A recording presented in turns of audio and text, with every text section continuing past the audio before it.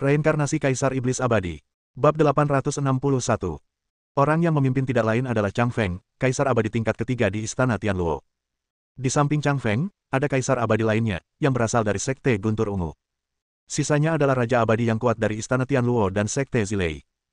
Aku seharusnya sudah menduga kalau kalian ada di kelompok yang sama, tapi aku tidak menyangka kalian akan bertindak secepat itu. Xiao Chen melirik Chang Feng, lalu terus menatap Su Yang.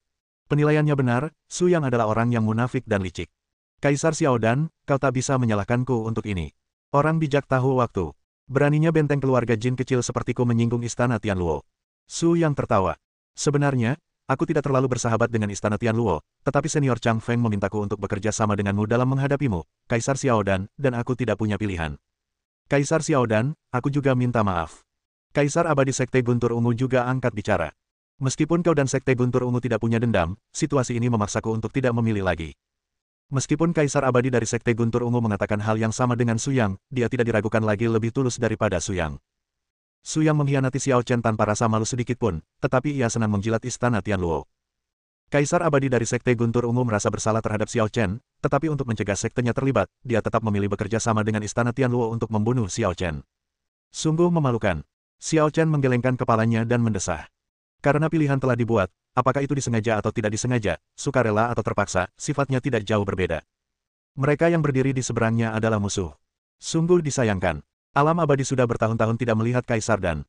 Sekarang setelah Kaisar Dan akhirnya muncul, dia dimakamkan di sini. Sungguh menyedihkan.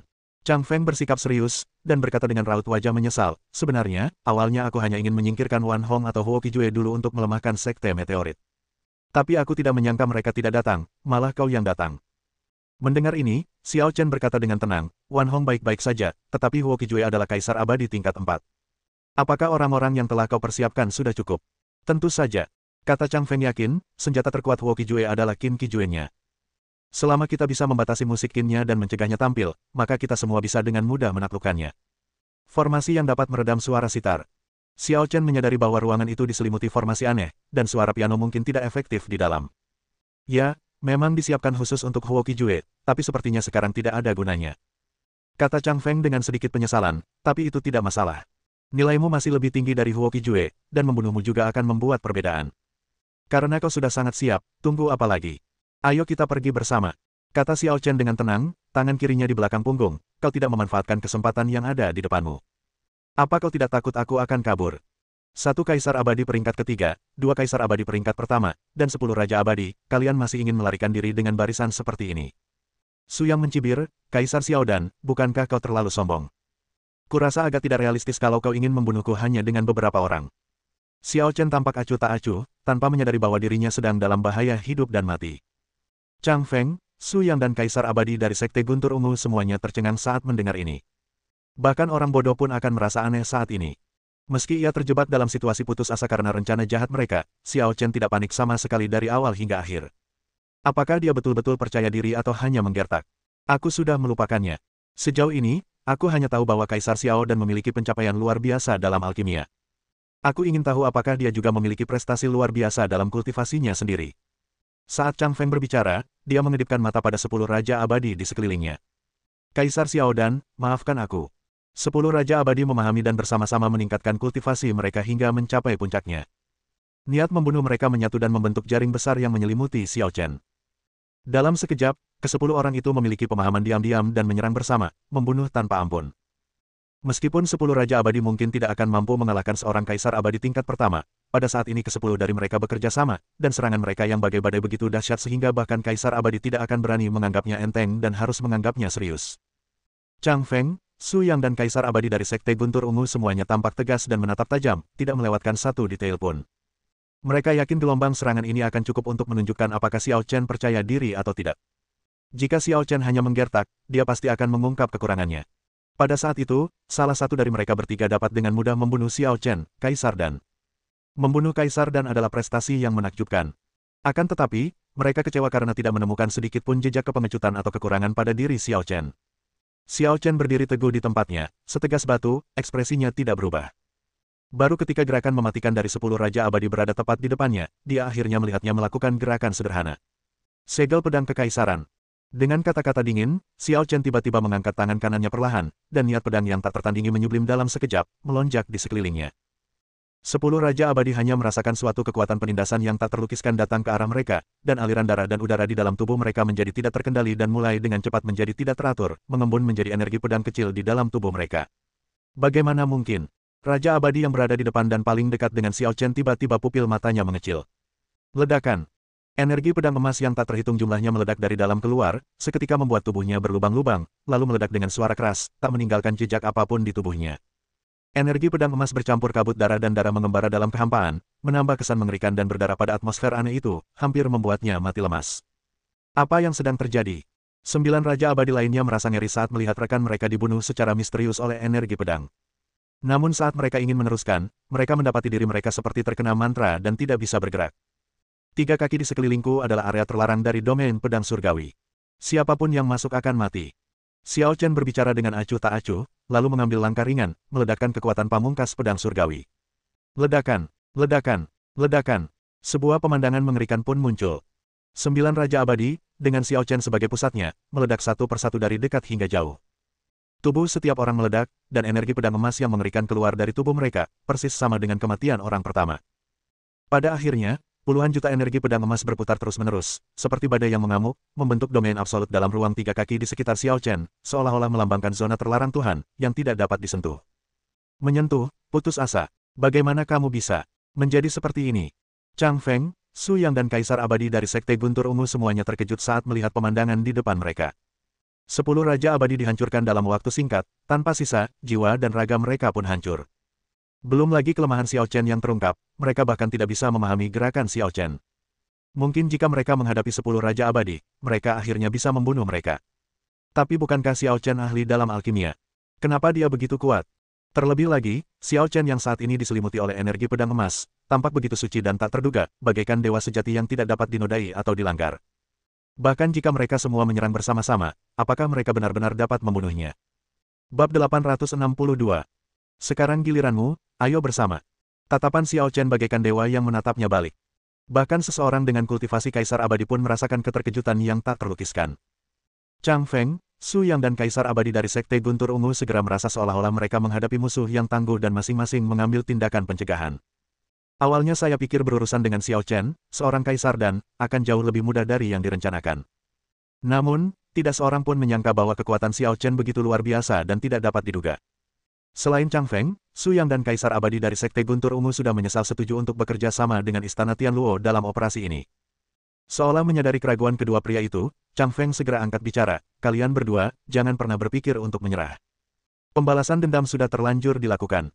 Jika kalian tidak membunuhnya hari ini, apakah dia akan membiarkan kalian pergi setelah dia mengumpulkan kekuatannya? Su Yang dan Kaisar Abadi Sekte Guntur Ungu masih ragu-ragu ketika mendengar Xiao Chen berkata dengan tenang, tidak ada masa depan. Hari ini, kalian bertiga akan dimakamkan di sini. Tidak ada kemungkinan kedua. Makna Xiao Chen sangat jelas, dan itu sepenuhnya mengganggu rencana Su Yang dan Kaisar Abadi Sekte Guntur Ungu untuk mundur. Karena Kaisar Xiao dan berkata begitu, mari kita bertarung. Kaisar Abadi Sekte Guntur Ungu juga tidak ragu-ragu. Ia mengaktifkan keahliannya dan ingin segera mengakhiri pertempuran. Shinto Wu Feng. Penyeduhan yang ekstrim, pukulan yang kuat. Meskipun tidak memiliki ujung yang tajam, ia mengalahkan aturan dan dengan paksa menerobos domain pedang surgawi Xiao Chen. Merasakan invasi musuh asing, energi pedang emas di sekitar Xiao Chen secara otomatis melindungi tuannya dan mengepung serta membunuh Kaisar Abadi dari Sekte Guntur Ungu. Ding ding ding. Energi pedang emas yang tidak bisa dihancurkan bertabrakan dengan Kaisar Abadi dari Sekte Guntur Ungu, tetapi secara tak terduga gagal untuk pertama kalinya dan tidak mampu menghentikan momentum ofensifnya. Dalam sekejap mata, dia sudah berada dalam jarak 3 kaki dari Xiao Chen dan hendak melintasi garis area terlarang. Tetapi memikirkan apa yang dikatakan Xiao Chen, bahwa siapapun yang memasuki area terlarang setinggi 3 kaki akan mati, meskipun dia mengandalkan kekuatan jalan ilahi untuk memblokir energi pedang emas, dia tidak berani melanggar tabu begitu saja. Shinto Wuji. Kaisar Abadi dari Sekte Guntur Ungu berhenti 3 kaki di depan Xiao Chen, dan dengan sekuat tenaga, dia menyerang dari udara, menembus kehampaan dan membunuh Xiao Chen. Namun Xiao Chen mengangkat tangan kanannya pelan dan menangkisnya dengan santai. Ledakan. Kedua kekuatan itu bertabrakan, menyebabkan badai dahsyat. Jika ke-10 Raja Abadi itu masih hidup, kemungkinan besar mereka akan terbunuh di tempat dalam badai kekuatan antara kedua pria itu. Lumayan, kamu tidak sombong sampai menerjang area penalti 3 kaki milikku, dan gerakan kekuatanmu cukup mengesankan. Xiao Chen menangkis serangan itu, tetap teguh seperti batu, tidak bergerak sedikit pun, dan menunjukkan persetujuan kepada Kaisar Abadi dari Sekte Guntur Ungu. Namun tak lama kemudian, ia mengganti topik pembicaraan dan berkata dengan nada yang berbeda, di antara para Kaisar Abadi tingkat pertama, kau bisa dianggap sebagai pemimpin, tapi bagaimanapun juga, kau hanyalah seorang Kaisar Abadi tingkat pertama. Sayang sekali. Begitu dia selesai berbicara, Xiao Chen mengangkat tangannya, dan gerakan Kaisar Abadi Sekte Guntur Ungu langsung berbalik, kembali dengan kecepatan yang sangat cepat. Apa? Sekte Guntur Ungu awalnya hanya terkejut bahwa Xiao Chen dapat dengan mudah memblokir gerakan pamungkasnya. Tetapi ketika dia melihat Xiao Chen melambaikan tangannya untuk membalikkan jurus khususnya, dia tidak hanya terkejut, tetapi juga ketakutan. Itu terjadi dalam sekejap mata. Ketika gerakannya sendiri datang ke arahnya, Kaisar Abadi dari Sekte Guntur Ungu tidak dapat menghindarinya dan harus menghadapinya secara langsung. Peng! Namun, kekuatan itu begitu dahsyat hingga jauh melampaui ekspektasinya. Kaisar Abadi Sekte Guntur Ungu tak mampu menahannya sepenuhnya dan terhempas. Mustahil. Kerusakan yang terjadi pada tubuh Kaisar Abadi Sekte Guntur Ungu tidak terlalu mengejutkan dibandingkan dengan apa yang dirasakannya dalam hatinya. Dia tidak pernah tahu bahwa gerakannya bisa memiliki kekuatan yang begitu mengerikan. Mungkinkah Xiao Chen tidak hanya dapat memantulkan kembali serangan, tetapi bahkan dapat menggandakan serangan yang dipantulkan. Ada cacatnya. Tiba-tiba, Su yang menyerbu ketiga kaki Xiao Chen, dan sebilah pedang darah yang memancarkan aura jahat muncul di tangannya. Pergilah ke neraka. Su yang menyeringai ganas, dan menebas Xiao Chen dengan pedang berdarahnya. Mendesis. Pedang darah itu melengkung, merobek kehampaan, mencoba membelah Xiao Chen menjadi dua. Saya punya kekurangan, tapi Anda tidak bisa melihatnya. Namun Xiao Chen mencibir, menyatukan kedua jarinya, mengubahnya menjadi pedang ajaib, dan menebas udara. Bang! Bilah darah langsung dipotong menjadi dua bagian oleh dua jari Xiao Chen. Engah! Peng! Energi pedang melewati dada Su Yang, meninggalkan bekas pedang yang mengerikan, dan tekanan pedang yang mengerikan bahkan menebasnya. Bagaimana ini mungkin? Kaisar Xiaodan, ampuni nyawaku. Pupil mata Su Yang mengecil tajam. Namun, Xiao Chen mengabaikannya, tampak acuh tak acuh, dan mengangkat tangannya untuk menunjuk. Memanggil. Cahaya ilahi meledak dan menembus tubuh Su Yang. Ledakan. Seluruh tubuh Su Yang meledak dan mati. Selain tubuh fisiknya yang kuat, jiwa Kaisar Abadi juga sangat kuat, sehingga umumnya sulit baginya untuk benar-benar mati. Sekalipun tubuhnya mati, jiwanya dapat bertahan hidup sendiri dalam waktu lama. Akan tetapi, saat jiwa Su Yang hendak melarikan diri, ia segera terikat oleh niat pedang khusus. Karena aku sudah bertindak, bagaimana aku bisa membiarkanmu lolos? Xiao Chen tidak memberi kesempatan. Dengan pikirannya, niat pedang tak terlihat yang khusus mencekik jiwa Su Yang. Ah! Teriakan terakhir melambangkan kematian total seorang Kaisar Abadi. Bukan karena Kaisar Abadi mati begitu saja, tetapi orang yang ditemuinya adalah Xiao Chen, dan dia ditakdirkan untuk tidak lolos dari bencana ini. Chang Feng, giliranmu. Xiao Chen membunuh Su Yang dan menatap Chang Feng dengan acuh tak acuh. Awalnya ini adalah jebakan yang dipasang terhadapnya, tetapi sekarang perannya terbalik dan dia berubah menjadi pemburu dari mangsanya. Chang Feng jelas belum sadar kembali. Lagi pula, kekalahan Kaisar Abadi Sekte Guntur Ungu dan pembunuhan Su Yang sebenarnya terjadi dalam waktu yang sangat singkat. Dan Xiao Chen hanya menangkis, melambaikan tangan, dan menunjuk, dan dengan mudah mengalahkan satu Kaisar Abadi dan membunuh yang lain. Sungguh luar biasa. Sekalipun dia melihatnya dengan mata kepalanya sendiri, Chang Feng tetap tidak dapat menerimanya dan lebih memilih mempercayai bahwa itu hanyalah ilusi. Apakah kamu memiliki tingkat kultivasi yang lebih tinggi dari Kaisar Abadi tingkat ketiga? Chang Feng menatap Xiao Chen, ekspresinya menunjukkan kebingungan, kemarahan, dan ketakutan. Kalau kau ingin tahu, kau bisa membuktikannya sendiri. Xiao Chen berdiri diam, menatap Chang Feng dengan tenang, aku memberimu kesempatan. Chang Feng terkejut ketika mendengar ini. Tiba-tiba, dia melambaikan tangannya untuk menembus kehampaan, sosoknya berkelebat, dan dia menyelam ke dalam kehampaan, menghilang dalam sekejap. Seorang Kaisar Abadi tingkat ketiga yang bermartabat benar-benar melarikan diri tanpa perlawanan. Apakah kamu akan menyerah pada kesempatan terakhir ini? Xiao Chen tampak acuh tak acuh saat dia mengulurkan telapak tangannya ke arah kekosongan. Keluar. Setelah Lei Ting selesai berbicara, Xiao Chen mengangkat tangannya dan menariknya dengan kuat. Seolah-olah ada sesuatu yang terpenjara dalam kehampaan, lalu sesosok tubuh ditarik keluar dengan paksa. Ledakan. Sosok itu jatuh ke tanah, menciptakan lubang besar yang dalam di tanah. Ketika dia melihat penampilannya dengan jelas, itu adalah Chang Feng yang baru saja melarikan diri. Anda. Ekspresi Chang Feng dipenuhi dengan ketidakpuasan dan ketakutan, dan dia menatap Xiao Chen dengan tidak percaya. Ini adalah ruang yang diciptakan oleh formasi Istana Tianluo. Bukankah seharusnya dia yang mengendalikan ruang di sini? Mengapa Xiao Chen bisa memotong ruang dan memenjarakan dirinya sendiri saat dia melarikan diri? Istana Tianluo bagaikan kanker yang seharusnya sudah dibasmi sejak lama. Aku bahkan tak repot-repot mencarimu, tapi kau masih berani berkomplot melawanku. Kau benar-benar tak punya nyali.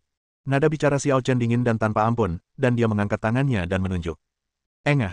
Dia meninggal dengan cara yang sama seperti Suyang, tubuhnya tertusuk dan meledak oleh cahaya suci, jiwanya terhapus oleh niat pedang tak kasat mata, dan dia pun meninggal.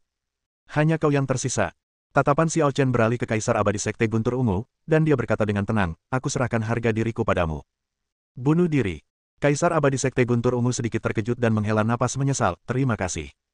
Bab 863. Di alam rahasia naga sejati, Shen Taeyang, Namong Yanran, Yin Chong, Shen Danyao dan yang lainnya khawatir karena mereka tidak dapat melihat Xiao Chen, seolah-olah mereka telah kehilangan tulang punggung mereka. Mereka ingin mencarinya, tetapi dihentikan oleh 3 Raja Abadi dari kastil keluarga Jin. Apa maksudmu? Minggir, kata Shen Taeyang dengan marah. Penatua Shen, maafkan aku. Senior Su berpesan agar sebelum keluar, ia harus mengawasimu dan tidak membiarkanmu berkeliaran. Kata seorang Raja Abadi berwajah muram sambil tersenyum paksa. Ya, target hari ini hanya Kaisar Xiao Dan. Seharusnya tidak sulit bagimu, jadi tenang saja. Tentu saja, syaratnya kalian harus bekerja sama. Kata Raja Abadi lainnya. Guru. Wajah Namong Yanran berubah dan dia bertanya, apa yang akan Anda lakukan pada guru? Bagaimana menurutmu, Nona Namong? Raja Abadi berwajah panjang itu menatap Namong Yanran dengan geli. Apakah Jin Jiabaumu telah membelot ke istana Tianluo? Shen Taeyang sepertinya telah menebak sesuatu dan berkata dengan marah. Penatua Shen, kau tak bisa menyebutnya menyerah, kan? Dia yang tahu waktu adalah pahlawan. Di alam abadi Beiqiong, siapa yang berani melawan istana Tianluo? Raja Abadi berwajah panjang mencibir, sekte meteorit sedang mencari kehancurannya sendiri. Jika kau, Menara Dan, tidak kembali ke masa lalu, aku khawatir nasibmu tidak akan lebih baik. Sialan, aku sudah lama merasa si tua Bangkasu yang itu punya niat jahat. Dia sengaja mencoba mendekati kita dan berpura-pura sangat mengenal tempat ini.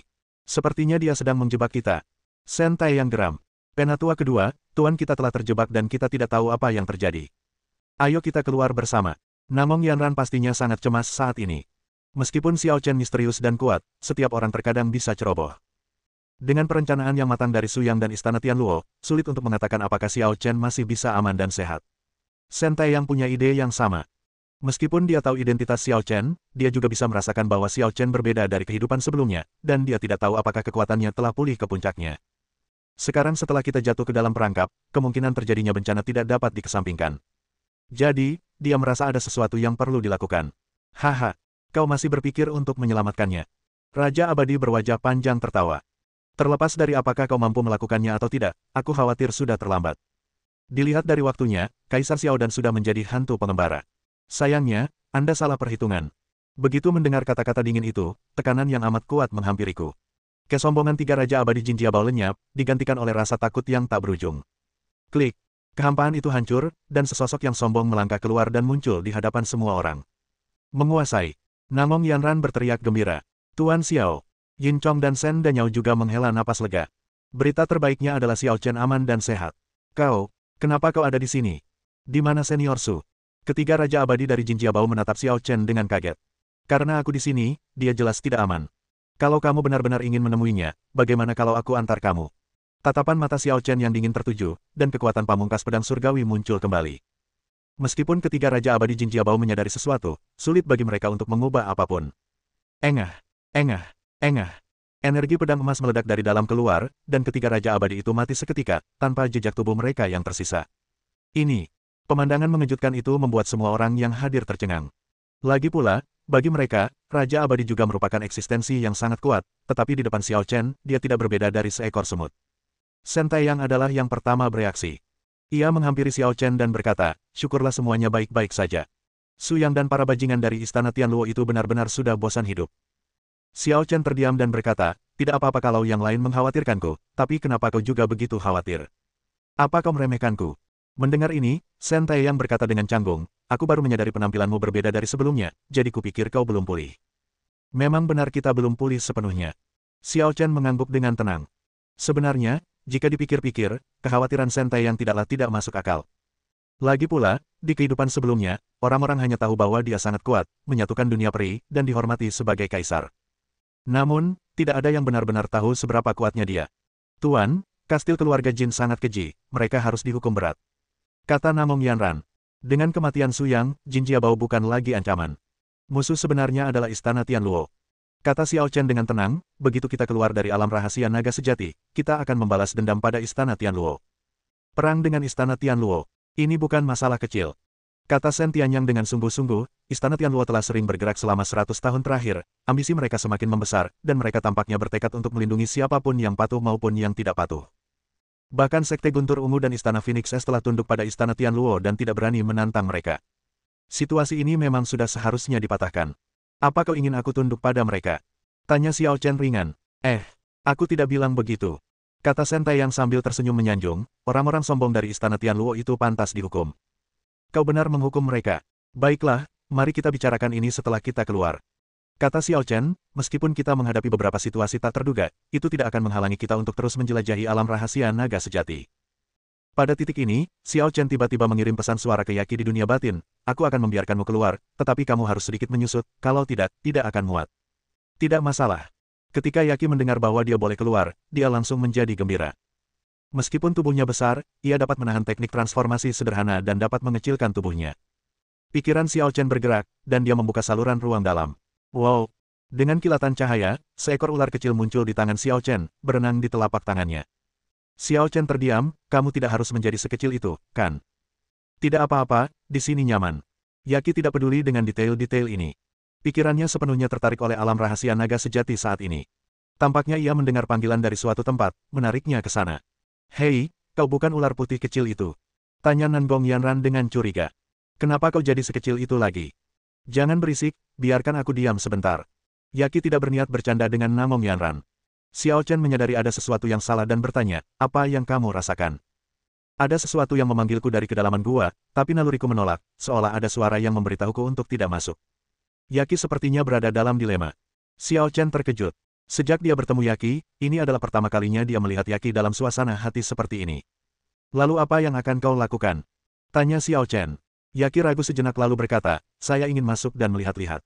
Tolong bantu saya melindungi Dharma. Bang! Xiao Chen menamparkan Yaki dan berkata tanpa berkata-kata, kamu sangat cantik, dan kamu masih ingin aku melindungimu. Yaki, dengan kulit tebal dan dagingnya yang keras, sepertinya sudah terbiasa dianiaya oleh Xiao Chen. Ia terbatuk kering dan berkata, ada peluang besar di sana. Bukankah kau datang ke alam rahasia naga sejati untuk mencari peluang? Ikuti aku, kau tidak akan salah. Bab 864. Ketika mereka mendengar kata, kebetulan, Yin Chong, Danta dan murid-murid lainnya semuanya bernapas lebih cepat. Meskipun suku Yaki tampak ganas, semakin aneh rasnya, semakin besar kemungkinan mereka memiliki bakat magis dan sangat peka terhadap harta spiritual surga dan bumi atau tempat-tempat yang diberkati. Dikatakannya hal itu dapat menuntun setiap orang untuk menemukan peluang, yang tampaknya bukan tanpa dasar. Xiao Chen memikirkannya dan mengangguk, kalau begitu, kaulah yang akan memimpin jalan kali ini. Kalau ada yang salah, segera beritahu aku. Kalau kau menipu begitu banyak dari kami, bahkan jika aku tidak mempersulitmu, mereka tidak akan memaafkanmu. Jangan khawatir, ikuti saja aku. Sambil berbicara, Yaki melesat dan terbang menuju lorong gelap di depan. Sekarang sudah versi mini, mungkin hanya seukuran cacing tanah. Di tempat rahasia dengan cahaya minim ini, kita benar-benar tidak bisa melihatnya kecuali kita perhatikan dengan saksama.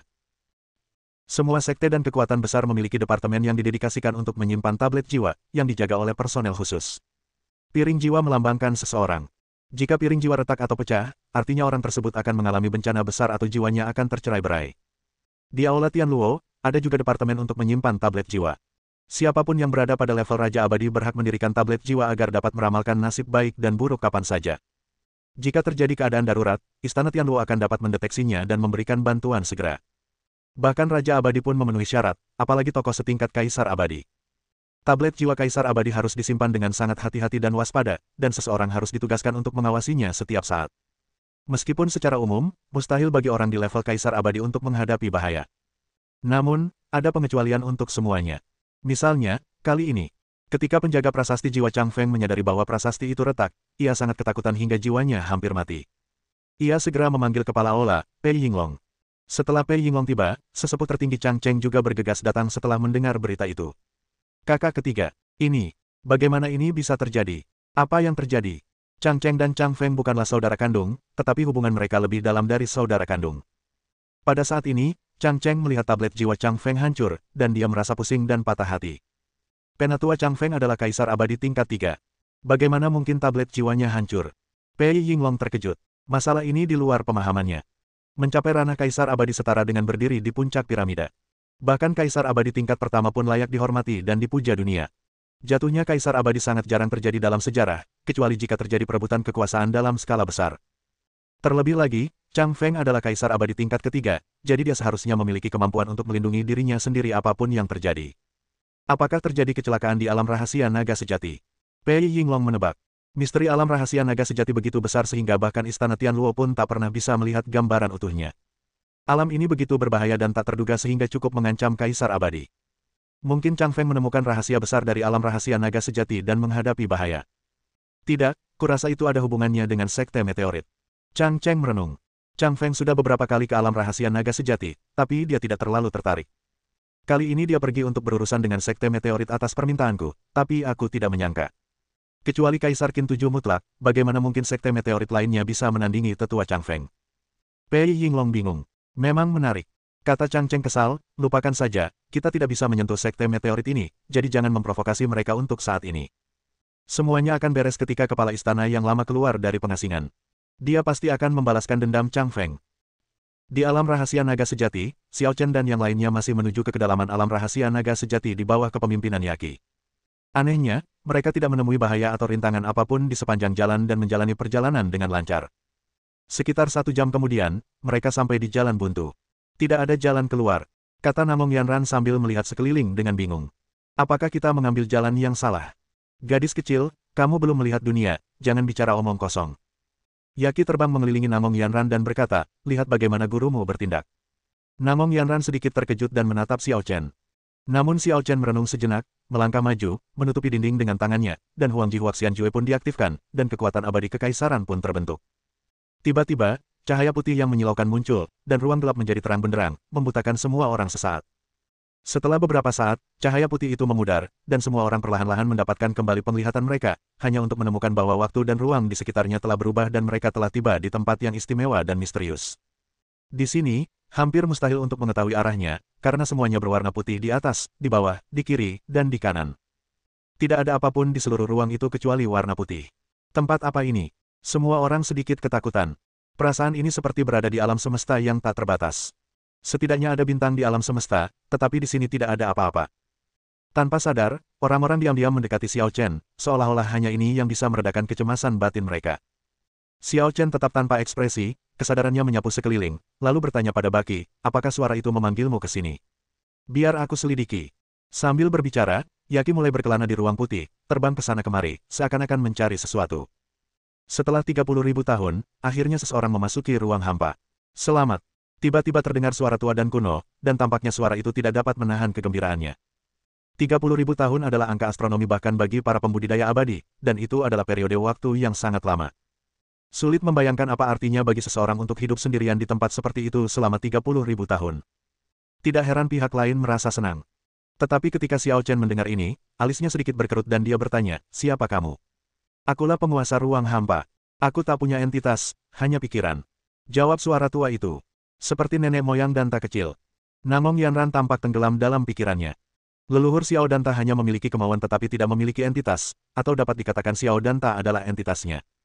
Hal yang sama berlaku bagi penguasa ruang hampa, yang bergantung pada ruang hampa untuk keberadaannya.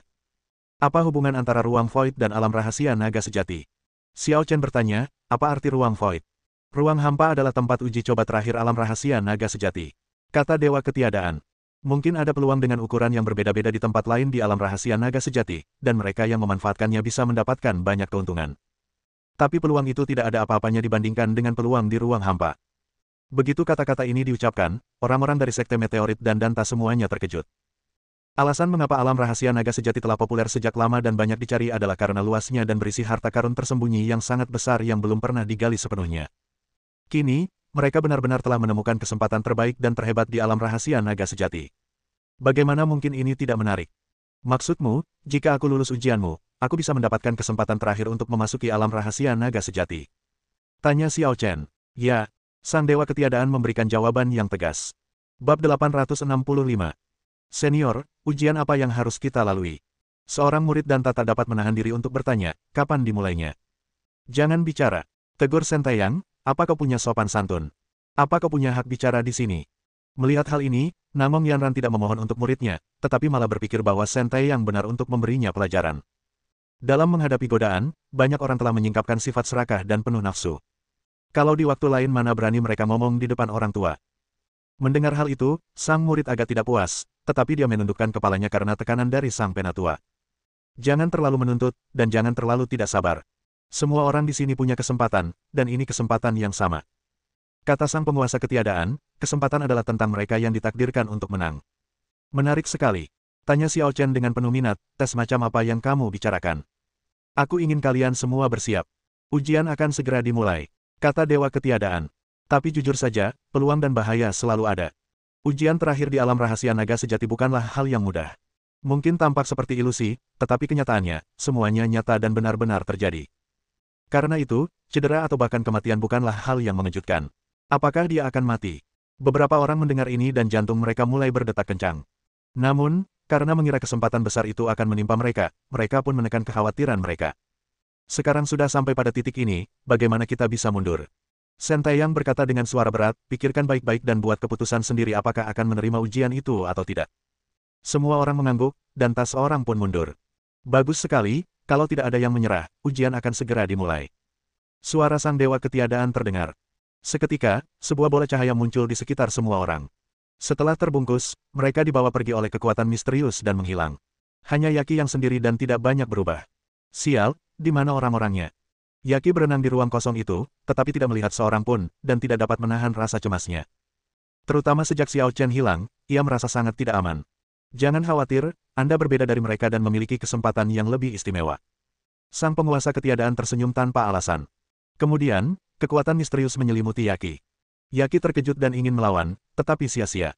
Ia dibawa pergi dari ruang hampa oleh kekuatan misterius itu. Ketika Namong Yanran diselimuti oleh kekuatan misterius, dia tidak melawan.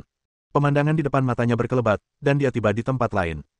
Ruang ini tampak hanya panggung, dan semua orang kecuali dia telah menghilang. Menurut saya, yang namanya ujian akhir itu, dikerjakan sendiri-sendiri oleh masing-masing orang. Guru tidak ada di sini, jadi aku harus mengandalkan kemampuanku sendiri untuk melewati masa ini. Namong Yanran menenangkan dirinya.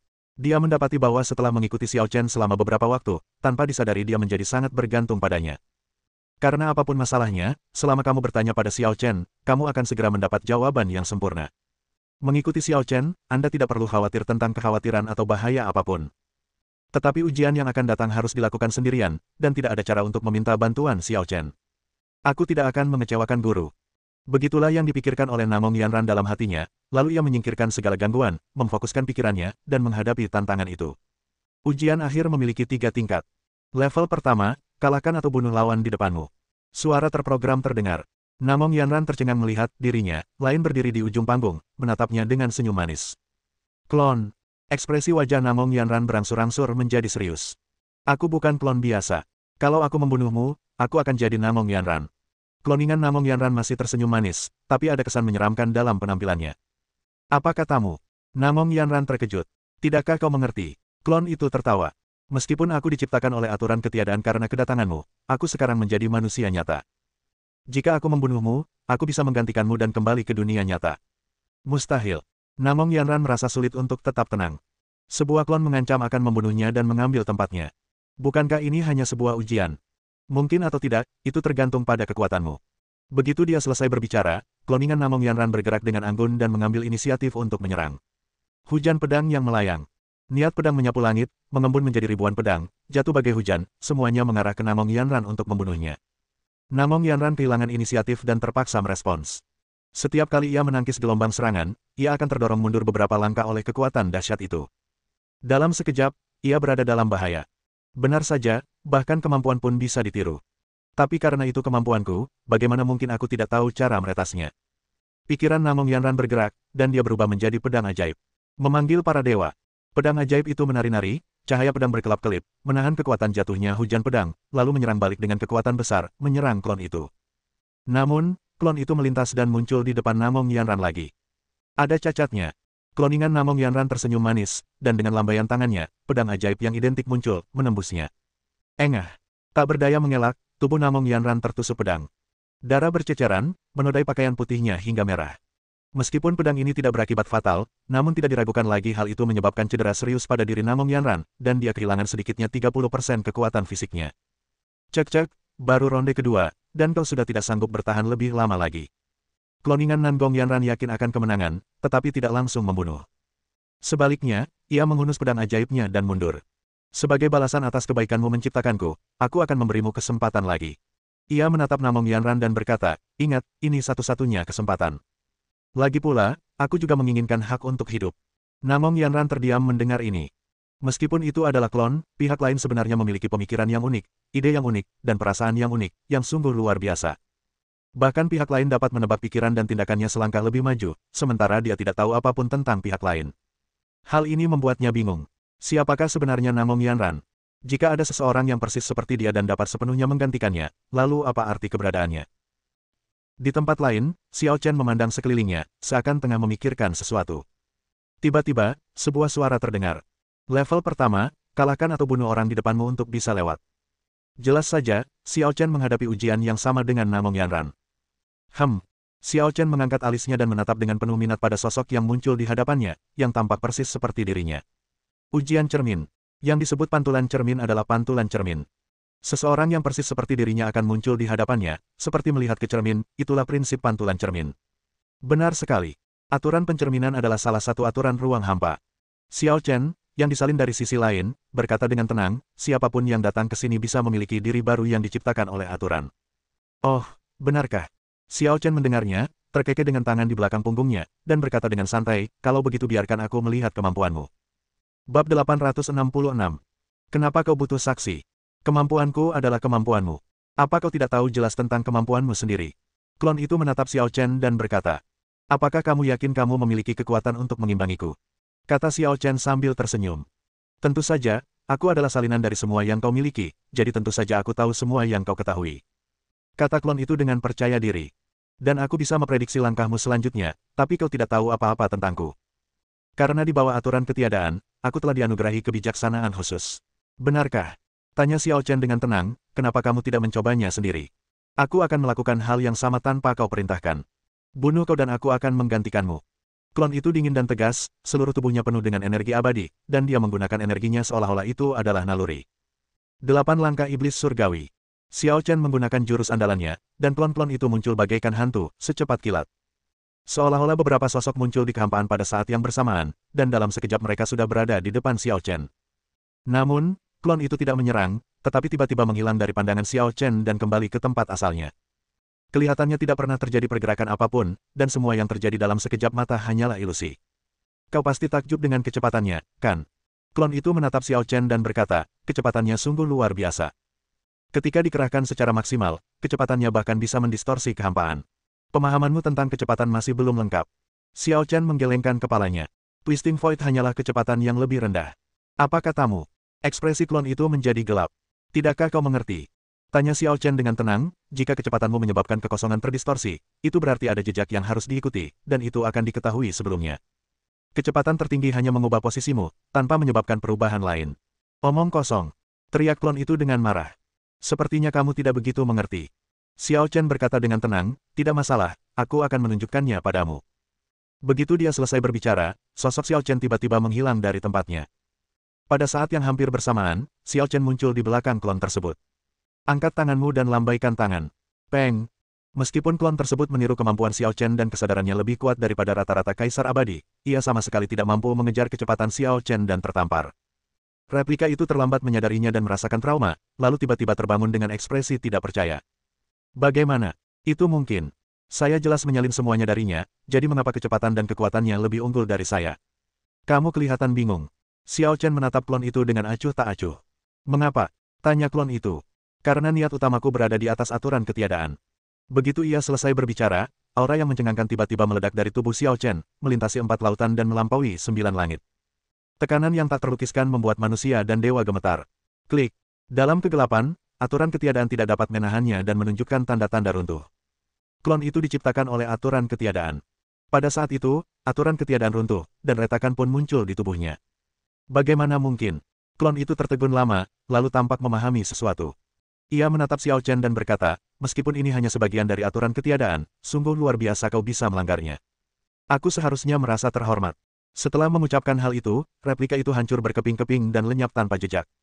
Dia lahir dari ketiadaan dan sekarang kembali ke ketiadaan. Lagi pula, itu hanya tiruan, tidak memiliki hal yang paling berharga. Xiao Chen menggelengkan kepalanya. Meskipun klon tersebut terlihat sangat kuat dan dapat meniru kemampuan seseorang, kepribadian dan mentalitasnya benar-benar terdistorsi, mengubahnya menjadi orang lain. Saat dia berhadapan dengan klon itu, dia tidak merasa seperti melihat versi lain dari dirinya sendiri, dia hanya menganggapnya konyol. Jika Anda kehilangan sifat alami Anda, bagaimana Anda bisa menjadi manusia?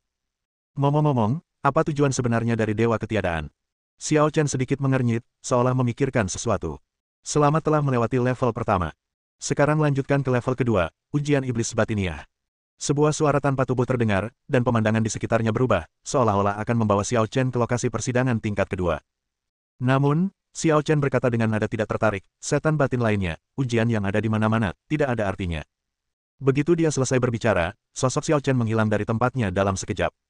Dia benar-benar langsung meninggalkan ruang uji coba hampa dan menghilang. Ketika semua orang terjebak dalam persidangan, hanya Yaki yang ditarik oleh kekuatan misterius ke dalam ruang rahasia. Atau lebih tepatnya, di dalam mausolem. Mausolem ini tidak dibangun dengan sangat mewah, tetapi seluruh ruangannya dipenuhi aura hikmat dan berat. Siapapun yang melangkah masuk ke dalamnya secara tidak sadar akan merasakan kekaguman di hati mereka. Namun Yaki mungkin saja sebuah kecelakaan. Tempat apa ini? Yaki mondar-mandir mengelilingi makam, bergumam pada dirinya sendiri, selalu dihantui firasat buruk. Anak kecil, jangan gugup. Ini puncak ruang hampa. Tak seorang pun bisa mencapainya tanpa bimbingan Tuhan. Di tengah bayangan gelap, seorang lelaki tua kurus dan bungkuk berjalan perlahan mendekati Yaki sambil meletakkan tangannya di belakang punggungnya. Yaki ketakutan saat melihat wajah seram itu dan berkata kaget, "Ya Tuhan, kamu ini manusia atau hantu?" "Aku bukan manusia atau hantu." Lelaki tua bungkuk itu menyeringai, memperlihatkan deretan gigi kuningnya. "Aku dewa. Kurasa kau mengidap Chu Nipyu." Yaki memutar matanya. "Tepatnya, aku adalah hamba Tuhan." Pria tua bungkuk itu mengubah ucapannya dan berkata, "Aku mengikuti Tuhan yang agung dan membawa harapan bagi dunia ini." Sepertinya itu bukan Chu Nipyu, tapi penyakit mental. Yaki terdiam, lalu bertanya dengan santai, "Siapa dewa itu? Ikuti aku dan kamu akan lihat." Selagi lelaki tua bungkuk itu berbicara, dia meletakkan tangannya di belakang punggungnya dan melangkah perlahan menuju mausolem. Yaki berpikir, karena ia sudah ada di sana, sebaiknya ia manfaatkan saja sebaik-baiknya, jadi ia mengikuti orang tua itu. Sekitar 10 menit kemudian, mereka tiba di lapisan terdalam mausolem dan melihat sarkofagus yang hikmat. Suasana hikmat dan berat di sekujur mausolem tampaknya disebabkan oleh sarkofagus ini. Ketika Yaki melihat sarkofagus itu, jantungnya tak kuasa menahan berdebar, dan ia tak berani menatap langsung ke arah sarkofagus itu, seakan-akan ada sesuatu yang mengerikan tersembunyi di dalam sarkofagus itu. "Ada apa?" tanya Yaki. "Itu bukan benda, ada dewa yang tinggal di dalamnya." Nada bicara lelaki tua bungkuk itu pun berubah serius, tetapi ia tampaknya tidak menyadari kesalahan tata bahasa dalam kata-katanya. "Apakah Tuhanmu sudah mati?" tanya Yaki lagi. "Bagaimana mungkin seorang dewa mati?" Pria tua bungkuk itu memelototi Yaki dan berkata perlahan, "Dewa itu hanya tertidur. Ia mengalami pertempuran hebat dan dikepung oleh banyak orang kuat. Ia terluka parah. Dewa itu telah tertidur selama 100.000 tahun. Jika kamu tidak bangun selama 100.000 tahun, bukankah itu sama saja dengan mati?" Yaki bersenandung. Meski cukup takut, ia tidak dapat mengubah sifatnya dan tidak dapat menahan keinginan untuk menggigitnya sedikit. Mendengar itu, lelaki tua bungkuk itu tentu saja sangat marah. Ia berpikir bahwa Yaki telah berlaku terlalu kasar kepada dewa yang dikaguminya. Namun tak lama kemudian, ia menatap Yaki dengan muram dan berkata sambil tersenyum, "Luka-luka dewa itu serius dan membutuhkan suplemen khusus untuk pemulihan. Aku telah menemukan suplemen terbaik untuk dewa."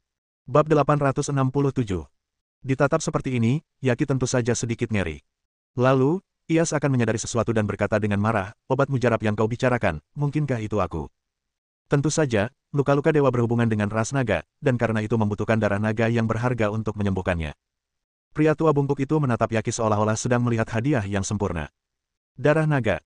Yaki tertegun dan bertanya, "Tempat ini disebut alam rahasia naga sejati. Jadi bukan karena berhubungan dengan naga sungguhan, tapi karena kau mencari darah naga sungguhan." "Benar." Lelaki tua bungkuk itu mengangguk. "Makhluk suci itu terluka, dan aku juga terjebak di sini. Jadi aku tak punya pilihan selain menyebarkan berita, mengklaim tempat ini sebagai alam rahasia naga sejati, berharap bisa menarik perhatian para naga. Sayangnya, naga-naga di alam abadi itu sudah lama punah. Aku sudah menunggu 100.000 tahun dan tak pernah melihatnya. Tapi kali ini, yang mengejutkanku, aku bisa bertemu denganmu. Pak Tua, apa ada yang salah dengan matamu? Aku ular, bukan naga." Saat Yaki berbicara, tubuhnya membesar sedikit, mungkin agar lelaki tua itu dapat melihat lebih jelas. Para dewa memiliki hubungan yang erat dengan klan naga dan sangat peka terhadap aura klan naga. "Aku pun sama. Meskipun aku tidak tahu mengapa kau bertubuh ular, aku yakin kau berasal dari klan naga, bukan naga biasa," kata lelaki tua itu dengan yakin. "Sialan, aku bukan naga," tegas Yaki lagi. "Coba saja verifikasi." Kata lelaki tua itu dengan acuh tak acuh. Kalau kau bukan naga, berarti kau hanya binatang rendahan. Mati pun tak masalah. Paling buruk, aku bisa menunggu beberapa puluh ribu tahun lagi. Apakah Tuan ini akan mengabulkan permintaanmu? Bahkan manusia tanah liat pun masih punya keberanian tersisa, dan harga diri Yaki tidak akan membiarkan dia dihina lagi dan lagi. Mengaum. Dengan raungan, Yaki tidak lagi menahan tenaganya, tubuhnya membesar dengan cepat, dan tak lama kemudian ia hendak meledakkan seluruh makam itu. Melihat ini, lelaki tua bungkuk itu tidak panik. Malah, ia berseru takjub, inikah wujud aslimu? Sungguh menakjubkan. Lelucon apa ini? Aku akan menghancurkan makammu yang busuk itu. Yaki menjadi marah dan terus membesar. Akan tetapi, makam itu begitu kokoh dan tidak dapat dihancurkan, sehingga tidak dapat digoyahkan sedikitpun. Jangan buang-buang tenagamu. Kalau ruang hampa itu bisa ditembus semudah itu, aku takkan terjebak di sini selama 100.000 tahun. Pria tua bungkuk itu mencibir, dengan kekuatanmu yang terbatas, itu hanya setetes air di lautan. Begitu dia selesai berbicara, lelaki tua itu tiba-tiba melambaikan tangannya dan meraih udara. Tiba-tiba, suatu kekuatan pengikat tak kasat mata melilit Yaki dengan erat, menyebabkan tubuhnya tertekan dan menyusut lagi, menjadi seukuran hampir setinggi manusia. Yaki berjuang keras, tetapi sia-sia. Jangan buang waktumu, tunggu saja dengan sabar sementara aku menguras darahmu. Jika pengorbananmu bisa membangkitkan dewa, itu akan menjadi pencapaian yang luar biasa, dan kau seharusnya merasa terhormat. Orang tua itu mengucapkan hal ini dengan acuh tak acuh, lalu melambaikan tangannya untuk membentuk pedang pembunuh naga raksasa, seolah-olah dia hendak mencabik-cabik Yaki. Tunggu. Yaki menyadari situasinya tidak tepat dan segera berkata sambil tersenyum menyanjung, ini hanya pertumpahan darah kecil, apa masalahnya? Aku bisa melakukannya sendiri, kenapa kau butuh pisau sebesar itu? Meskipun kulitnya tebal dan kuat, dan senjata abadi biasa hampir tidak dapat melukainya, intuisinya mengatakan bahwa pisau di tangan lelaki tua itu luar biasa dan dapat melukainya. Oleh karena itu, ia percaya bahwa orang bijak tidak akan menderita kekalahan di depannya, dan ia harus mengakui kekalahan ketika saatnya tiba. Ini lebih dari sekadar pendarahan kecil. Kata lelaki tua bungkuk itu acuh tak acuh, aku perlu menguras semua darahmu, lalu memadatkan dan mengekstrak saripati darahmu menggunakan metode khusus. Kalau tidak, darahnya akan terlalu keruh dan tidak akan bermanfaat bagi makhluk suci. Melihat pisau lelaki tua itu teracung, Yaki menggigil ketakutan dan berkata, tunggu. Aku belum dalam wujud sempurna, yang akan memengaruhi konsentrasi dan kualitas darahku. Bagaimana kalau kau beri aku waktu lagi untuk berkembang? Setelah kepalaku tumbuh 8, aku bisa menguras darahmu nanti. Yaki tidak tahu apa yang dia katakan, itu hanya omong kosong. Namun, lelaki tua bungkuk itu mendengar ini dan melihat bekas luka di leher Yaki, tempat 3 kepala memang telah dipenggal. Ia mengangguk setuju dan berkata, kau benar. Aku sudah menunggu selama 100.000 tahun. Bagaimana mungkin aku membiarkan masalah kecil mengacaukan semuanya? Ketika Yaki mendengar ada kesempatan, ia langsung berkata, kalau begitu aku pergi dulu, dan kembali setelah aku menumbuhkan 8 kepala. Kau pikir aku bodoh? Lelaki tua bungkuk itu mencibir, kalau aku membiarkanmu keluar, bisakah kau kembali sendiri? Saya selalu menepati janji. Kata Yaki dengan yakin. Kau tampak licik, dan kau bukan orang yang menepati janji. Dengus lelaki tua bungkuk itu. Jangan khawatir, aku punya cara untuk membuatmu menumbuhkan 8 kepala utuh. Apa? Yaki tertegun. Ini harta karun dewa ketiadaan. Aku enggan menggunakannya, jadi kuberikan padamu kali ini. Kalau kau tidak punya nilai yang sepadan, aku pasti akan menghancurkanmu hingga menjadi abu dan membuatmu takkan pernah berdiri lagi. Sambil berbicara, lelaki tua itu mengeluarkan sebuah cakram batu dan melemparkannya ke tanah. Tiba-tiba, darah berceceran di mana-mana, dan energi darah yang tak terbatas memenuhi seluruh ruang kosong. Cakram batu itu pun langsung membesar, seperti genangan darah. Atau mungkin ini genangan darah sungguhan. Di dalam kolam darah, darah misterius yang tidak diketahui terus mengalir tanpa henti, yang mana sangat mengerikan. Sialan, apa itu? Jantung Yaki berdebar kencang, dan dia mengikuti sang putri dengan saksama ke dalam genangan darah. Ini disebut kolam darah penciptaan, salah satu dari 2 harta karun terbesar di ruang hampa. Aku berencana menggunakannya sendiri setelah melarikan diri, tapi sekarang aku membiarkanmu mencobanya. Kata lelaki tua bungkuk itu, nadanya masih sedikit enggan. Ini kesempatan besar. Jika dunia luar tahu tentang ini, para kaisar abadi akan bertarung sampai mati untuk mendapatkannya. Kau beruntung. Benarkah itu ajaib? Yaki sangat penasaran ketika mendengarnya dan terus menatap genangan darah itu. Meskipun genangan darah itu tidak terlihat bagus, auranya memang luar biasa. Anda akan tahu apakah itu ajaib setelah Anda mencobanya. Saat lelaki tua bungkuk itu berbicara, dia mengulurkan tangan dan mendorong Yaki yang terikat ke dalam genangan darah. Celepuk. Yaki terjatuh ke dalam genangan darah dan secara naluriah terkejut. Namun tak lama kemudian, hal itu terasa salah. Darah di kolam darah tampaknya beresonansi dengan darah di tubuhnya, sehingga menghasilkan efek magis. Seluruh genangan darah itu mendidih lebih hebat lagi, dan membentuk pusaran besar di sekelilingnya, yang dengan liar berkumpul ke arahnya. Sialan, kamu nggak akan tahu sebelum mencobanya. Mengejutkan banget. Yaki menjerit di genangan darah, merasakan kenyamanan yang tak terlukiskan. Dan pada saat ini, potensi dalam tubuhnya dimanfaatkan oleh kolam darah penciptaan, dan meledak dalam sekejap, tanpa henti. Ledakan. Tekanan yang jauh melampaui periode puncaknya melonjak dari Yaki, dan pada saat yang sama, kepala keenam menunjukkan tanda-tanda pertumbuhan. Hasilnya langsung dan menakjubkan. Pria tua bungkuk itu menonton dari luar genangan darah, matanya juga dipenuhi dengan fanatisme. Fungsi dari kolam darah penciptaan bahkan lebih besar dari yang dibayangkannya. Dalam waktu singkat, kekuatan Yaki tampaknya meningkat beberapa kali lipat. Tentu saja, dia juga memahami bahwa efek dari kolam darah penciptaan terkait dengan potensi mereka yang memasuki kolam darah. Alasan Yaki mengalami kemajuan pesat begitu cepat adalah karena potensinya yang tak terbatas. Jika orang lain ikut campur, efek ini mungkin tidak akan tercapai. Persepsiku benar. Itu memang naga, tapi berbeda dari naga biasa. Kekuatan naga sebagian besar terang, sementara kekuatannya justru sebaliknya, sangat jahat. Bab 868. Di kolam darah ciptaan, Yaki mengalami transformasi yang menakjubkan. Darah dan energi memenuhi tubuhnya, mengaktifkan kekuatan tersembunyi Yaki yang luar biasa. Tak hanya membuat 3 kepala yang tersisa tumbuh secara bertahap, tetapi juga menyebabkan kepala ular itu berubah, perlahan-lahan menyerap sedikit aura naga. Bagaimana perasaanmu? Tanya lelaki tua bungkuk itu kepada Yaki. Yah, lumayan. Yaki mengapung dengan nyaman di genangan darah, seperti sedang mandi. Pria tua bungkuk itu menyipitkan mata dan berkata, bagus. Nikmatilah. Beberapa hari lagi, ketika kedelapan kepala kalian tumbuh. Hehe, apa? Yaki segera tersadar. Semakin baik pengaruh kolam darah penciptaan padanya, semakin dekat pula dengan waktu pengorbanan darah. Aku peringatkan kamu, jangan coba-coba menindasku. Aku punya teman yang sangat kuat. Kalau dia tahu kamu menindasku, dia pasti tidak akan membiarkanmu lolos. Yaki memikirkan Xiao Chen. Tampaknya di saat krisis seperti ini, hanya Xiao Chen yang mampu membantunya. Kau masih bermimpi. Lelaki tua bungkuk itu mencibir. Kau lupa apa yang kukatakan. Ini tingkat kehampaan tertinggi. Apa maksudmu? Yaki tidak begitu mengerti. Sederhana sekali. Dimensi kekosongan sebenarnya adalah ruang yang nyata sekaligus ilusi. Dimensi ini memiliki 3 lapisan. Lapisan pertama adalah dimensi putih tempat Anda pertama kali tiba. Dimensi itu adalah tingkat terendah, setengah nyata dan setengah palsu. Lapisan kedua adalah ruang percobaan, yang terdiri dari aturan-aturan ketiadaan yang tak terhitung jumlahnya dan independen. Ini adalah ilusi yang sangat besar. Dan tingkat ketiga adalah tempat kita sekarang, makam para dewa. Lelaki tua bungkuk itu menjelaskan dengan sabar. Aturan tingkat ketiga jauh melampaui aturan 2 tingkat pertama, bahkan terpisah 2 dimensi. Tanpa bimbinganku, tak seorang pun bisa mencapai tingkat ketiga ini. Jadi, jangan pernah berpikir ada yang menyelamatkanmu. Terima saja takdir yang telah kuberikan padamu. Pria tua bungkuk itu mencibir. Mangsa yang menjadi incarannya tidak akan pernah punya kesempatan untuk lolos. Hanya karena yang lain tidak bisa datang, bukan berarti dia tidak bisa. Kukatakan padamu, jangan remehkan dia. Yaki menganggap Xiao Chen sebagai titik terakhirnya dan berkata dengan sepenuh hati, ruang hampa apa? Di matanya, itu hanya tumpukan sampah. Benarkah? Tanya lelaki tua bungkuk itu dengan nada menghina, lalu di mana dia sekarang? Dia ikut denganku kali ini. Kata Yaki, dia pemimpin kelompok itu.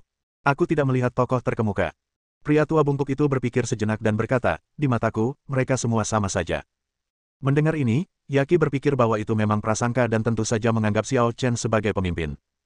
Tetapi lelaki tua bungkuk itu tidak mengenal Xiao Chen, dan sekilas ia tidak tahu bahwa Xiao Chen berada di posisi kepemimpinan. Dia yang paling muda di tim, yang terlihat paling muda. Yaki mengubah pernyataannya. Dari segi penampilan, Xiao Chen memang terlihat paling muda. Oh, dia. Ketika lelaki tua bungkuk itu mendengar hal ini, dia tampak mendapat suatu kesan dalam benaknya. Namun tak lama kemudian, dia mencibir dan berkata, aku bisa lihat dia memang agak luar biasa, tapi kalau kau menaruh harapan padanya, itu akan jadi usaha yang sia-sia. Kenapa? Tanya Yaki. Karena dia sudah diteleportasi ke tingkat kedua ruang percobaan. Tidak ada cara untuk sampai ke sini dari tempat itu. Kata lelaki tua bungkuk itu dingin, kalau kau tidak mengerti, anggap saja tingkat kedua sebagai permainan, dan tingkat ketiga sebagai konsol. Dengan kata lain, orang yang kau cari sedang dipermainkan olehku, dan kau masih berharap dia melanggar aturan dan datang ke sini untuk menyelamatkanmu. Nada bicara lelaki tua bungkuk itu jelas menunjukkan ketidaksetujuan. Meskipun dia bukan penguasa ketiadaan yang sejati, 100.000 tahun sudah cukup baginya untuk menguasai sebagian aturan ketiadaan. Sang penguasa ketiadaan telah wafat, dan kini dialah satu-satunya pengendali ruang hampa. Di ruang hampa, tak seorang pun dapat lepas dari kendalinya. Sebaiknya kau tidak berpikir seperti itu. Dulu aku meremehkannya dengan berbagai cara, tapi dia selalu menamparku. Kata Yaki serius, apa yang bisa dia lakukan mungkin di luar pemahamanmu. Candaan. Lelaki tua bungkuk itu masih meremehkan, tetapi tampak sangat marah. Dengan lambaian tangannya, pedang pembunuh naga muncul kembali di tangannya. Hei, apa yang kau lakukan? Yaki begitu ketakutan hingga ia berenang ke seberang kolam darah. Bukankah kau bilang orang itu punya kekuatan supernatural? Nah, untuk menghindari masalah, aku akan membunuhmu terlebih dahulu dan melihat bagaimana dia bisa menyelamatkanmu. Lelaki tua bungkuk itu berubah pikiran. Jika Yaki benar-benar seekor naga, maka kondisinya saat ini seharusnya cukup bagi sang dewa untuk sedikit pulih. Selama makhluk suci itu dapat memperoleh kembali kesadarannya, luka-luka berikutnya dapat disembuhkan dengan sendirinya, dan itu hanya akan memakan waktu sedikit lebih lama. Sialan, orang tua, kenapa kau ingkar janji? Yaki tidak pernah menyangka bahwa menggunakan Xiao Chen sebagai pendukung tidak hanya gagal membuat pihak lain mengakui kekalahan, tetapi malah membuatnya marah. Ini mengerikan. Ini wilayahku, aku bosnya. Aku bisa berubah pikiran kalau mau. Berbaringlah diam dan jangan bergerak. Pedang pembunuh naga ini sangat tajam dan punya efek yang lebih kuat pada naga. Sehebat apapun fisikmu, kau tak bisa lari dari takdirmu. Saat lelaki tua bungkuk itu berbicara, dia mengayunkan pedang pembunuh naganya ke arah kolam darah Yaki. Namun, energi pedang biasa benar-benar memiliki efek menahan fisik naga, seperti yang dikatakan lelaki tua bungkuk itu. Terlebih lagi, Yaki sendiri terikat oleh aturan ketiadaan dan tidak bisa melarikan diri sama sekali. Ia hanya bisa menyaksikan pedang pembunuh naga itu datang ke arahnya. Namun tepat pada saat ajal menjemputnya, mata Yaki berkilat dan tiba-tiba ia melihat sesosok tubuh yang dikenalnya bergoyang di udara. Karena sangat gembira, ia segera berteriak, "Saudara Xiao, selamatkan aku." Peng! Gelombang energi melonjak menembus ruang, menangkal energi pedang pembunuh naga. Gelombang udara yang bertabrakan mengaduk genangan darah, menyebabkannya bergolak hebat. Yaki, tidak bisakah kamu sedikit lebih menjanjikan? Terdengar suara yang familiar. Sesosok tubuh terbang melintasi kehampaan dan perlahan muncul di atas genangan darah, menatap Yaki tanpa berkata-kata. Yaki awalnya tertelan oleh gelombang darah yang bergulung-gulung, tetapi segera mengapung kembali. Mengetahui bahwa ia telah diselamatkan, ia sangat gembira. "Kakak Xiao, kamu masih hebat." Yaki begitu gembira seakan-akan dia telah terlahir kembali. Saat dia melihat Xiao Chen, dia merasa jauh lebih aman. Setidaknya hidupku terselamatkan. Jangan berteriak seperti itu. Xiao Chen merasa merinding. Orang ini biasanya berpura-pura sangat arogan, tetapi ketika dia takut, dia kehilangan semua harga dirinya. Dia benar-benar yang terburuk. Mengabaikan Yaki, tatapan Xiao Chen jatuh pada kolam darah penciptaan, dan ia berkata dengan terkejut, "Aku tak pernah menyangka kolam darah penciptaan yang legendaris itu benar-benar ada. Aku pernah melihat namanya di ngarai abadi sebelumnya, dan hari ini akhirnya aku melihat wujud aslinya. Kamu, siapa kamu, dan bagaimana kamu bisa sampai ke tingkat ketiga ruang hampa ini?" Pria tua bungkuk itu jelas belum pulih dari kejadian tiba-tiba itu dan menatap Xiao Chen dengan saksama. Dia tidak mengerti mengapa seseorang bisa masuk ke tingkat ketiga ruang hampa tanpa persetujuannya. Bab 869. Setelah mendengar ini, Xiao Chen berbalik dan menatap mata lelaki tua bungkuk itu untuk pertama kalinya. Kaisar abadi tingkat kelima, kultivasinya tidak lemah. Xiao Chen berkomentar dengan tenang. Namun, lelaki tua bungkuk itu mencemooh kata-kata itu dan berkata, "Aku sudah terlalu lama terjebak di sini, dan kultivasiku telah ditekan, itulah sebabnya aku jatuh ke tingkat kelima Kaisar abadi." Setelah jeda sejenak, dia melanjutkan, "Fakta bahwa kamu bisa mengatakan bahwa Kaisar abadi tingkat kelima tidaklah lemah, membuktikan bahwa kamu sebenarnya tidak istimewa. Apakah kau sedang mengejekku atau menghibur dirimu sendiri?" Kata Xiao Chen sambil tersenyum. "Bagaimana aku bisa menghibur diriku sendiri?" Ekspresi lelaki tua bungkuk itu menjadi gelap. "Tentu saja karena penampilanku melebihi ekspektasimu, dan sanjungan Yaki terhadapku membuatmu mulai merasa takut, jadi kau mencoba mendapatkan sedikit kepercayaan diri, yang merupakan metode kemenangan spiritual." Kata Xiao Chen ringan. "Brengsek, kenapa aku harus takut padamu?" Teriak lelaki tua bungkuk itu dengan marah, "Meskipun kultivasiku hanya di tingkat kelima Kaisar abadi, aku bisa mengendalikan ruang hampa. Di sini, aku tak terkalahkan. Berhenti berpura-pura. Kau sama sekali bukan penguasa ketiadaan. Penguasa ketiadaan yang sebenarnya sudah lama mati." Xiao Chen menggelengkan kepalanya dan berkata, "Dan kalau aku tidak salah, penguasa ketiadaanlah yang menjebakmu dan tuanmu di sini, mencegahmu keluar dan membuat masalah." "Kau, bagaimana kau tahu?" Pria tua bungkuk itu sangat terkejut dan bingung. "Karena jika kau adalah penguasa ketiadaan yang sejati, aku tak akan menemukan tingkat ketiga kehampaan secepat ini. Ujian tingkat kedua saja sudah cukup untuk menjebakku untuk sementara waktu." Kata Xiao Chen dengan tenang, "Pemahamanmu tentang aturan kehampaan hanya karena kau sudah cukup lama berada di sini dan telah berasimilasi dengannya. Dan dari pengamatanku, tingkat ruang ketiga ini seperti sangkar, kau bisa masuk tapi tak bisa keluar. Jika kau penguasa ketiadaan, kau seharusnya tak bisa meninggalkan tempatmu." Xiao Chen sebenarnya sudah memasuki lantai 3 pagi-pagi sekali, tetapi belum muncul. Ia malah mengamati sekeliling. Tentu saja, dia mendengar semua percakapan antara Yaki dan lelaki tua bungkuk itu. "Jadi begitu. Apa lagi yang kau tahu?" Tanya lelaki tua bungkuk itu dingin, raut wajahnya semakin muram. "Hanya itu yang kami ketahui untuk saat ini. Lagi pula, 100.000 tahun yang lalu terlalu jauh untuk diungkap dengan mudah." Xiao Chen menatap lelaki tua bungkuk itu dengan tenang. Tapi dilihat dari ekspresi gugupmu, mungkin masa lalumu dengan Dewa Ketiadaan agak tidak menyenangkan, dan kau tidak ingin orang lain tahu. Anak muda bodoh, jangan berspekulasi dengan pikiran picikmu itu. Ini tidak menghormati Tuhan, kata lelaki tua bungkuk itu dengan nada sedikit marah. Dia memanggilmu Tuhan saat membuka mulut dan memanggilmu Tuhan saat menutup mulut. Apa kau sudah dicuci otaknya? Xiao Chen menatap sarkofagus di sana, entah sengaja atau tidak. Diam, kau tidak boleh bersikap tidak hormat kepada dewa. Kata lelaki tua bungkuk itu dengan penuh semangat, aku bersedia mengikuti dewa dan bekerja keras demi impian terbesar kita. Oh, apa impian terbesarmu? Tanya Xiao Chen sambil tersenyum. Ceritakan padaku. Kalian orang-orang kasar tidak pantas tahu. Kata lelaki tua bungkuk itu dengan nada menghina. Lupakan saja, aku tidak begitu tertarik. Xiao Chen tidak peduli, ia pikir lelaki tua itu telah terperangkap di sini selama 100.000 tahun, dan kondisi mentalnya agak tidak normal. Coba kulihat seperti apa rupa tuanmu. Xiao Chen sangat tertarik pada orang di dalam sarkofagus. Setelah mendarat, ia perlahan berjalan menuju sarkofagus. Meskipun ia merasakan tekanan luar biasa yang berasal dari sarkofagus, seperti Yaki, ia tidak terlalu memikirkannya. Ia segera berjalan ke depan sarkofagus dan mengulurkan tangan untuk mendorongnya hingga terbuka. Berhenti. Bagaimana bisa kau menghujat wajah dewa? Orang tua bungkuk itu sangat marah. Baginya, akan menjadi sebuah penghinaan dan penghujatan jika Xiao Chen menatap pemilik sarkofagus itu bahkan sedetik saja. Tombak ketiadaan. Tepat saat ia berteriak kaget, lelaki tua bungkuk itu melancarkan gerakan dahsyat. Dengan lambaian tangannya, ia menyerap kekuatan aturan kehampaan dan memadatkannya menjadi tombak dewa yang tak tertandingi. Tombak dewa menyapu area tersebut, mengandung kekuatan guntur dan menunjukkan kekuatan untuk menghancurkan para dewa. Memanggil. Kehampaan itu berputar. Dalam sekejap, seorang lelaki tua bungkuk memegang tombak void muncul di belakang Xiao Chen. Mati. Dengan niat membunuh yang kuat, tombak dewa itu jatuh, berniat membunuh Xiao Chen dalam satu serangan. Namun, Xiao Chen tidak menghindar atau menghindar, bahkan tidak berbalik.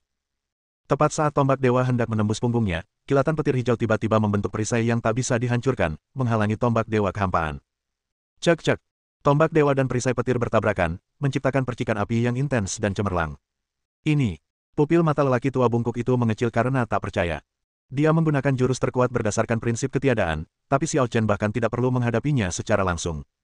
Dia hanya dengan santai membentuk perisai untuk mengimbanginya. Bagaimana mungkin seorang kultivator sekuat itu bisa lahir di masa depan? Kau bukan penguasa ketiadaan, dan kultivasimu terhambat.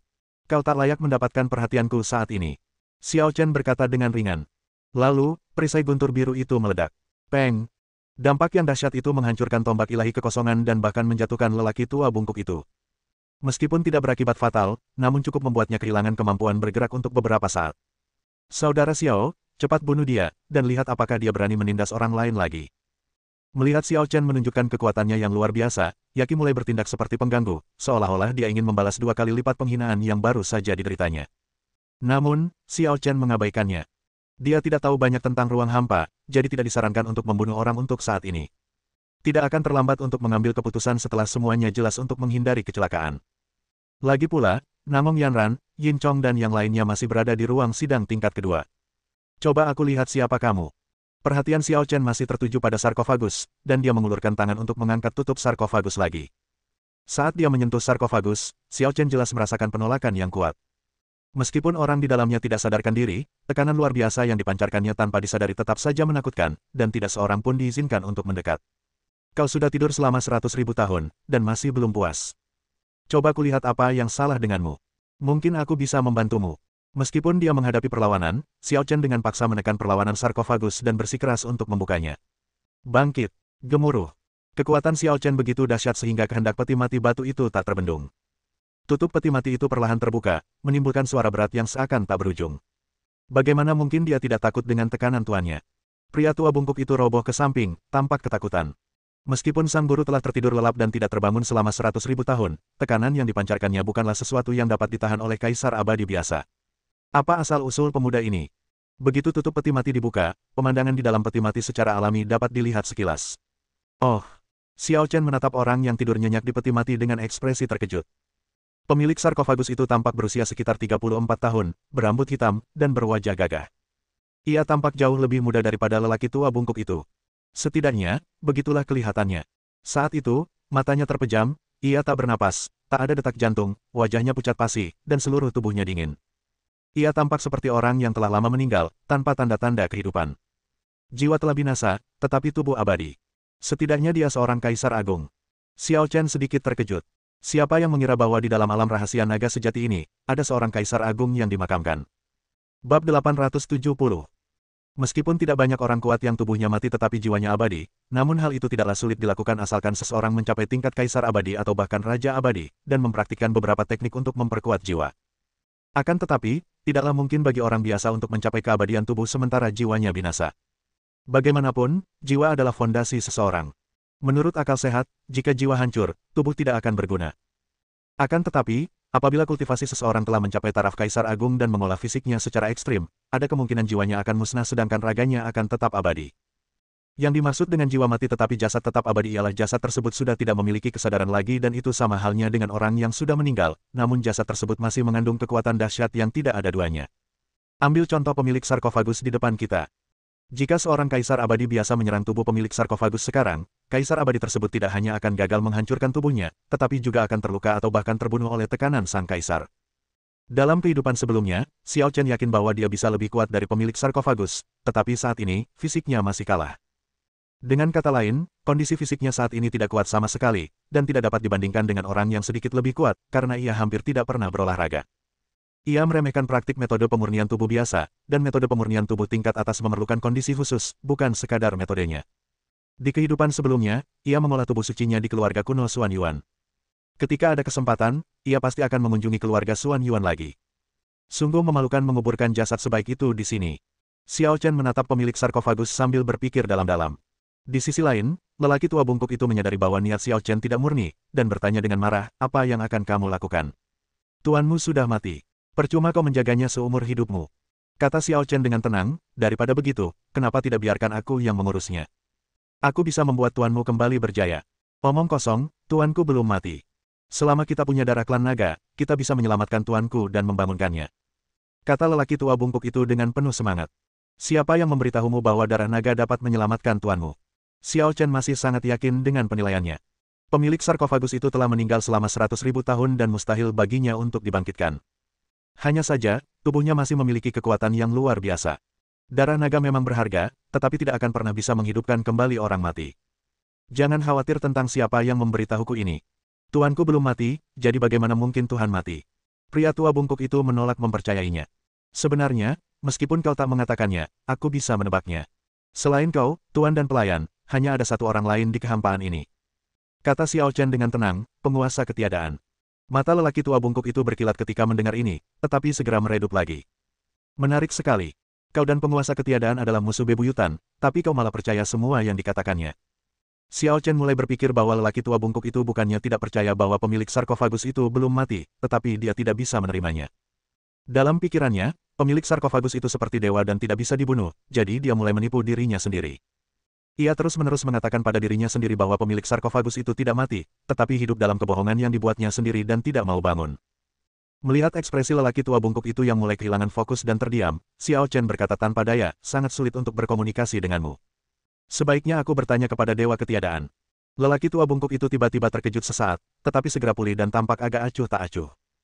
Sang dewa ketiadaan telah lama meninggal, dan Xiao Chen pasti sengaja memprovokasinya.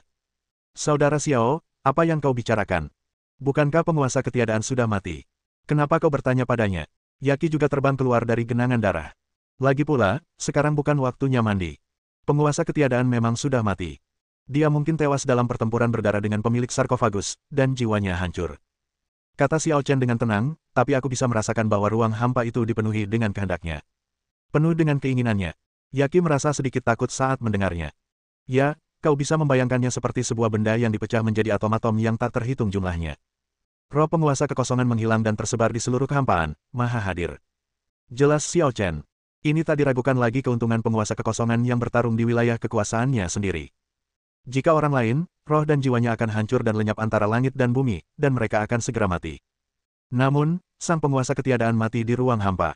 Meskipun jiwanya telah hancur, kekuatan jiwanya yang kecil dan lemah masih berkeliaran di ruang hampa. Apa gunanya? Dia kan sudah mati. Tanya Yaki. Pindah. Xiao Chen melirik Yaki dan berkata. Tanpa menunggu Yaki bereaksi, Xiao Chen menggunakan Huang Ji Huaxian Jue lagi, dan dengan lambaian tangannya, metode klan hantu misterius muncul untuk pertama kalinya. Akhir kehidupan, puncak kematian, kemakmuran Yin, kemunduran Yang, kekuatan langit dan bumi, jiwa dan roh kembali menjadi satu. Tiba-tiba seluruh ruang hampa tampak terguncang, miliaran titik cahaya bermunculan, lalu berkumpul dengan cepat dan liar ke arah ujung jari Xiao Chen. Titik-titik cahaya berkumpul dari sedikit ke banyak, dari kecil ke besar, dan perlahan-lahan menyatu menjadi bola cahaya. Ledakan. Ketika bola cahaya itu menjadi sebesar bola sepak, tiba-tiba tekanan yang mengerikan mengguncang ruang kosong itu, menyebabkan ruang itu berdengung dan menunjukkan tanda-tanda keruntuhan. Brengsek. Yaki gemetar ketakutan lalu lari terbirit-birit. Bagaimana mungkin aura ini? Mata lelaki tua bungkuk itu dipenuhi ketakutan dan dia tidak dapat mempercayainya. Orang itu tidak mati. Tekanan yang luar biasa terus meluas, dan badai mengamuk di ruang hampa. Yaki dan lelaki tua bungkuk itu gemetar ketakutan di bawah aura ini. Hanya Xiao Chen yang berdiri diam, pakaiannya berkibar tetapi ekspresinya tetap tidak berubah. Itu sudah cukup, Tuan Ketiadaan. Xiao Chen berbicara sambil menatap bola cahaya di langit. Terima kasih atas bantuanmu, rekan Taois. Sang Dewa Ketiadaan perlahan-lahan menarik kembali kesombongannya dan mengungkapkan rasa terima kasihnya kepada Xiao Chen. Aku tak pernah menyangka di masa depan masih akan ada seseorang yang sehebat rekan Taois dalam hal keterampilan klan hantu. Aku mengagumimu. Itu hanya pemikiran spontanku. Lagi pula, kau rela mengorbankan dirimu untuk menyegel kedua alien ini. Keberanianmu sungguh mengagumkan, kata Xiao Chen. Oh, kau tahu ras alien. Sang penguasa Ketiadaan terdengar jelas terkejut. Yah, sebuah tempat bernama Sendu telah muncul di alam abadi. Tujuannya saat ini belum diketahui, tetapi aku pernah berurusan dengan beberapa di antaranya sebelumnya. Aura yang mereka pancarkan sangat mirip dengan aura orang tua ini. Sama seperti energi iblis aneh yang ditemuinya saat menunggangi perahu roh, Xiao Chen juga merasakan aura sesat yang sangat berbeda dari dunia peri dari Sima Zuo dan Sima Cheng di ibu kota ilahi. Pada saat yang sama, dia juga merasakan aura yang mirip dengan Sima Zuo dan Sima Cheng dari lelaki tua bungkuk itu. Jadi dia menyimpulkan dari awal bahwa lelaki tua bungkuk dan pemilik sarkofagus itu keduanya alien, dan mungkin mereka memiliki hubungan dekat dengan para dewa. Meskipun pepatah, mereka yang bukan ras saya pasti memiliki hati yang berbeda, terdengar sedikit ekstrim, namun seringkali masuk akal. Dewa Ketiadaan bertekad untuk menjebak mereka berdua di sini, bahkan jika itu berarti menghancurkan dirinya sendiri dan musuhnya. Xiao Chen mengagumi keberanian dan semangatnya, jadi ia bertindak untuk membantunya memusatkan jiwanya. Bersambung.